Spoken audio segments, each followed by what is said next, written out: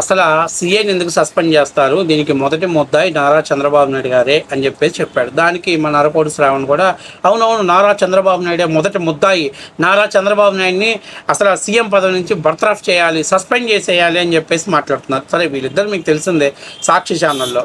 అయితే వీళ్ళు కొన్ని విషయాలు మర్చిపోతున్నారు. ఆ విషయాలను ఒకసారి గుర్తు చేద్దాం. ఆ విషయాలలో మరి ఎవరిని వీళ్ళు బర్తరఫ్ చేస్తారో కూడా చూడాలి. ఎందుకంటే అవేం చిన్నా చిత్తకమైనటువంటి విషయాలు కాదు.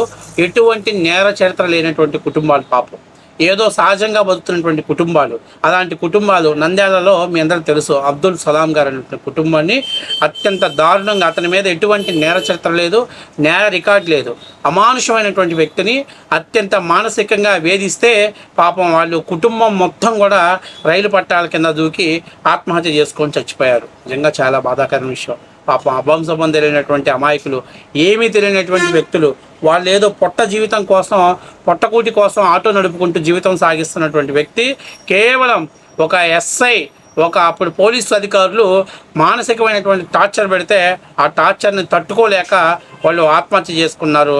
నిజంగా చాలా దారుణమైనటువంటి విషయం, అవునా కదా? ఆ కుటుంబం మొత్తం పాపం మానసికంగా ఆత్మహత్య చేసుకున్నారు. ఆ రోజు ఎస్పీని సస్పెండ్ చేశాడా, సీఐని సస్పెండ్ చేశాడా, లేకపోతే ఎస్ఐని సస్పెండ్ చేశాడా, ఎవరినన్నా ఏం చేశాడా? అప్పుడు ముఖ్యమంత్రిగా జగన్మోహన్ రెడ్డి ఉన్నాడు. ఎంపీకి అవయ్యా జగన్మోహన్ రెడ్డి గారు? ఆ రోజు ఏం చేశారు? అరే గుడ్డికల్ ఈశ్వర్గా ఆ రోజు మరి ఎందుకు మాట్లాడలేకపోయావు? తప్పు కదా సార్. అభంశుభం కనీసం వీడికన్నా ట్రాక్ రికార్డులు అన్ని నేర చరిత్రలు ఉన్నాయి, వాళ్ళకు ఒక్క ట్రాక్ రికార్డులో ఒక నేర చరిత్ర కూడా లేదు. ఎటువంటి కుటుంబాన్ని పోషించుకోవడం కోసం ఆటో నడుపుకున్న వ్యక్తిని. అలాగే కరోనా టైంలో సత్తెనపల్లిలో మందులు కొనుక్కోవడానికి బయటకు వచ్చిన యువకుడిని పోలీసులు దెబ్బలకు చనిపోతే సిఐని సస్పెండ్ చేశాడా, ఎస్పీని సస్పెండ్ చేశాడా? ఎవరి మీదైనా యాక్షన్ తీసుకున్నాడా జగన్మోహన్ రెడ్డి గారు? నేను ఓపెన్ ఛాలెంజ్గా అడుగుతున్నా. కల్తీ మద్యం గురించి మాట్లాడినటువంటి ఓం ప్రకాష్ పొంగనూరులో శవం అయితే వెళ్తే ఎవరి మీద యాక్షన్ తీసుకున్నారు? ఎవరి మీద ఏమైనా చేశారా? ఎవరి మీద ఏమైనా యాక్షన్ తీసుకున్నాడా? మొన్న ముఖ్యమంత్రి అన్న నైతిక బాధ్యతలతో రాజీనామా చేశాడా? అలాగే గిద్దలూరులో సార్ ఇక్కడ రోడ్డు సరిగ్గా వేయించారని అడిగినటువంటి ఒక కాపు యువకుడు తెల్లారేసరికి శవమై కనిపించాడు. ఎమ్మెల్యేని సస్పెండ్ చేసావా? సీఐని సస్పెండ్ చేసావా? ఎవరిని సస్పెండ్ చేసావా? మాస్క్ పెట్టుకోలేదని కిరణ్ అనేటువంటి వ్యక్తిని చీరాల్లో కొడితే చచ్చిపోయాడు. ఎవరిని సస్పెండ్ చేసావా? సీఐని సస్పెండ్ చేసావా? ఎమ్మెల్యేని సస్పెండ్ చేసావా? లేకపోతే ఎస్ఐని సస్పెండ్ చేసావా? కనీసం యాక్షన్ తీసుకున్నావా జగన్మోహన్ రెడ్డి గారు? ఈవెన్ ఇంత దాకెందుకు? అబ్దుల్ సలాం కుటుంబానికి నువ్వు ముఖ్యమంత్రి హోదాలో వెళ్ళి వాళ్ళని ఏమన్నా ఓదార్చావా? కనీసం నీ దగ్గరికి పిలిపించుకొని ఏమన్నా మాట్లాడావా? కనీసం ఆ కుటుంబానికి ఏమన్నా భరోసా కల్పించావా? మరి ఇవన్నీ ఏమీ చేయకుండా ఈరోజు నువ్వు ఒక రౌడీ నేర చరిత్ర కలిగినటువంటి వ్యక్తి, అతను చనిపోతే, అతను మిస్సింగ్ అయితే అతని మీద నువ్వు అతని ఇంటికి వెళ్ళి ఓదార్చుకొని రాజకీయ మైలేజ్ కోసం బయటికి తీసుకెళ్ళి నీ డొక్కు ఛానల్లో సీఐ కాదు బాధ్యత వహించాల్సింది. దీని వెనకాల పెద్ద తలకాయలు ఉన్నాయి. దీని వెనకాల నాకు అర్థం కావట్లేదు, వాడు ఏమన్నా ప్రభుత్వాన్ని కూలకడతాడా, లేకపోతే ఏమన్నా విజయవాడలో ఏమన్నా ఒక 4-5 సెగ్మెంట్స్లో ఏమన్నా ప్రభావితం చూపిస్తాడా? ఏం చేస్తాడని మీరు అతన్ని అంత స్థాయిలో మీరు హైప్ చేసి పైకి లేపుతున్నారు. మీ రాజకీయ లబ్ధి కోసం, ఆ మకిలి కూటమి ప్రభుత్వానికి అంటగొట్టడం కోసం మీరు చేస్తున్నారు. సరే నేను ఇవన్నీ కాదు, కానీ నిన్నగాక మొన్న మీ కారు కింద పడి చనిపోయిన సింగయ్య కుటుంబాన్ని కనీసం సింగయ్య ఇంటికి వెళ్ళిన పరామర్శించారా? వాళ్ళ కుటుంబాన్ని ఓదార్చారా? ఏమైనా న్యాయం చేశారా? అట్లాగే మీకు ఆ రోజు ర్యాలీలో ఒక కుర్రాడు హార్ట్ స్ట్రోక్ వచ్చి చచ్చిపోయాడు. ఆ కుటుంబానికి ఏమన్నా కలిసావా? వాళ్ళని ఏమన్నా పరామర్శించావా? వాళ్ళకి ఏమన్నా భరోసా కల్పించావా? సింగయ్యకి మాత్రం కేసు అవ్వకుండా ఉండటం కోసం గబగబా వాళ్ళని మీ ఆఫీస్కి పిలిపించుకొని ఏదో కొంత కాంపన్సేషన్ ఇచ్చేసి చేతులు దుడుపుకున్నావు. అంటే నీ హయాంలో ఇంతమంది మీద ఇన్ని జరిగితే ఏ ఒక్క విషయం మీద కూడా నువ్వు స్పందించలేదు, ఏ ఒక్కడి మీద కూడా యాక్షన్ తీసుకోలేదు. దళితుడికి శిరోమణనం చేసిన వాళ్ళు మీరేమైనా చేశారా?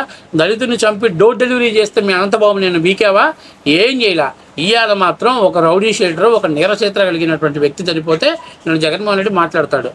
పాపం చిన్నపిల్లాడు ఏదో తెలిసి తెలియక మైనర్ బాలిక మీద అత్యాచారం చేస్తాడా? పోక్సో కేసు నమోదు చేస్తారా? అది చిన్నపిల్లాడా? అయితే చిన్నపిల్లాడు ఎవరైనా తెలియక ఒక వ్యక్తిని మర్డర్ చేసి ఆ పొడిచినటువంటి వీడియోని ఇన్స్టాగ్రామ్లో నేనే కిల్లర్ని పోస్ట్ చేసుకుంటాడా? ఒకటి చిన్నపిల్లాడా? అంటే నాకు అర్థం కావట్లేదు. చిన్నపిల్లాడు అంటే ఏంటి? మర్డర్లు చేస్తాడు, రేపులు చేస్తాడు, గంజాయి సప్లై చేస్తాడు, బేడు బ్లాచ్ని పెంచి పోషిస్తాడు, దొమ్మి కేసుల్లో ఉంటాడు, రౌడీ షీటర్గా ఉంటాడు. ఇదే చిన్నపిల్లాడు, ఏమీ తెలియని చిన్నపిల్లాడు. కానీ ఆటో నడుపుకుంటూ కుటుంబాన్ని పోషిస్తున్న అబ్దుల్ సలాము వాళ్ళు మాత్రం కుటుంబం కాదు, వాళ్ళది మాత్రం పాపం, వాళ్ళు చనిపోయింది మాత్రం చాలా దారుణమైనటువంటి పద్ధతిలో చనిపోతే వాళ్ళకి మాత్రం నువ్వు పరామర్శించడానికి వెళ్ళవు, నువ్వు చెయ్యవు. అది మాత్రం ఏమీ తెలియనటువంటి వ్యక్తి మందులు కొనుక్కోవడానికి బయటికి వెళ్తే అతని మీద విచక్షణారహితంగా కొడితే చనిపోయినటువంటి అక్కడ ఆ బాధిత కుటుంబాన్ని ఓదార్చలేవు. అరే మా అక్కని ఏడిపించకాకరా అన్నందుకు ఆ కుర్రాన్ని కుర్చీలో కట్టేసి పెట్రోల్ పోసి తగలబెడితే ఎస్ఐ కానీ సిఐ కానీ ఎవరి మీద యాక్షన్ తీసుకోవాలా, వాళ్ళ మీద ఎటువంటి చర్యలు తీసుకోవు. అసలు నీకు వాళ్ళ గురించి కూడా మాట్లాడు. ఈరోజు ఒకడు పెడుతున్నాడు ఏంటి, జగన్మోహన్ రెడ్డి వెళ్ళి కలిసి వచ్చాడు, ఎమ్మటే సిఐ ఎంక్వైరీ చేస్తారు. సిగ్గుండాలి, మీరు వచ్చి కలిస్తే ఎంక్వైరీ చేయటం ఏంటి? అసలు మీకేం సంబంధం?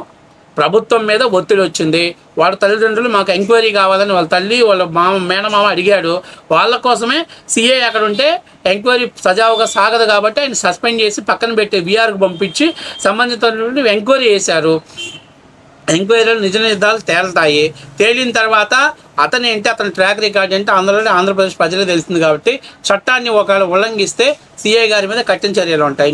నువ్వేమో అంది, నువ్వు పిలిస్తేనే ప్రతిపక్ష హోదా రాదు, నువ్వు అడిగితేనే ప్రతిపక్ష హోదా ఇవ్వాలా, నువ్వు అడిగితే ఇస్తారా? ఇలా ఏసీబీ ఎంక్వైరీ చేస్తారా? నువ్వు అడిగితే చేస్తారా?